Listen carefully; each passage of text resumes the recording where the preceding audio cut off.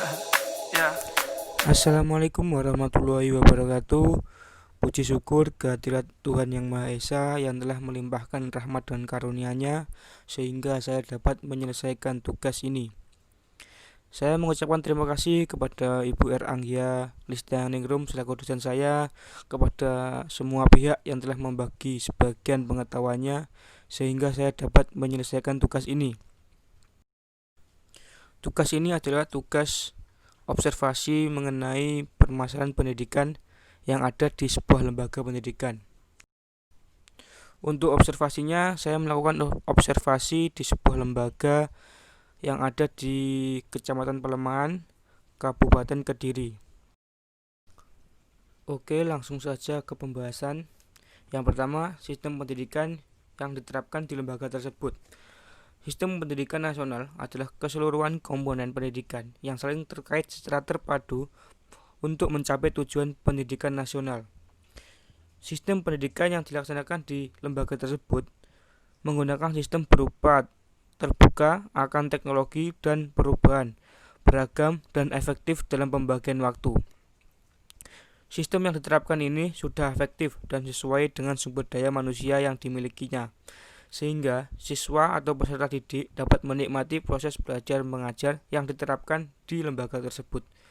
Lembaga tersebut juga terbuka dalam penerapan teknologi. Hal ini dibuktikan dengan pembelajaran yang mulai menggunakan teknologi seperti komputer dan tablet. Untuk poin yang kedua, yaitu penerapan pendidikan karakter di lembaga tersebut. Pendidikan karakter memiliki 3 fungsi utama. Yang pertama, fungsi pembentukan dan pengembangan potensi. Kedua, fungsi perbaikan dan penguatan. Dan yang terakhir adalah fungsi penyaring. Pendidikan karakter yang dikembangkan di lembaga tersebut, contohnya membiasakan salam, sopan, santun, sapa, dan senyum kepada warga di lembaga tersebut. Berdoa dan mengaji sebelum melakukan pembelajaran juga merupakan penerapannya. Membiasakan siswa meminta izin ketika ingin ke toilet atau minum dalam kelas juga termasuk di dalamnya. Sehingga penerapan karakter yang dilakukan di lembaga tersebut tidak hanya sebatas peraturan yang membelenggu siswa, namun juga diterapkan dan dikontrol oleh tenaga pendidik.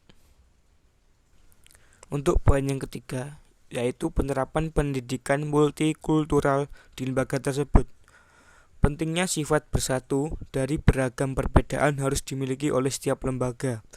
Penerapan pendidikan multikultural meliputi urusan suku, bahasa, budaya, agama, dan asal-muasal siswa tempat tinggalnya.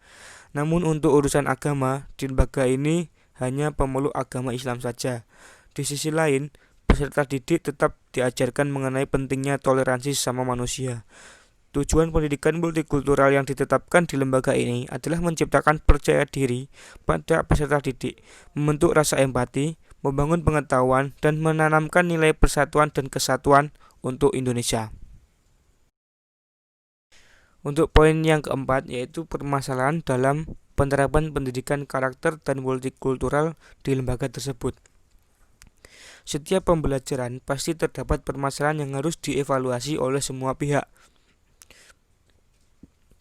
Permasalahan yang dihadapi ketika mengimplementasikan poin-poin tersebut juga ada. Tidak jarang pula siswa yang kurang peduli dengan dirinya sendiri atau orang lain. Itu merupakan salah satu penghambat pengimplementasian penjabaran di atas. Membiasakan peserta didik juga bukan perkara yang mudah, namun semua memerlukan strategi dalam menghadapi semua permasalahan, sehingga pembelajaran dapat dilakukan dengan baik. Ya, itulah 4 poin dari hasil observasi saya.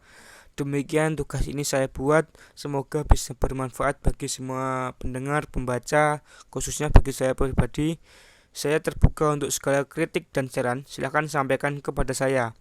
Manusia tidak akan luput dari kesalahan, maka saya mohon maaf apabila ada kesalahan yang saya perbuat dan harap dimaklumi. Sekian tugas dari saya, terima kasih. Wassalamualaikum warahmatullahi wabarakatuh.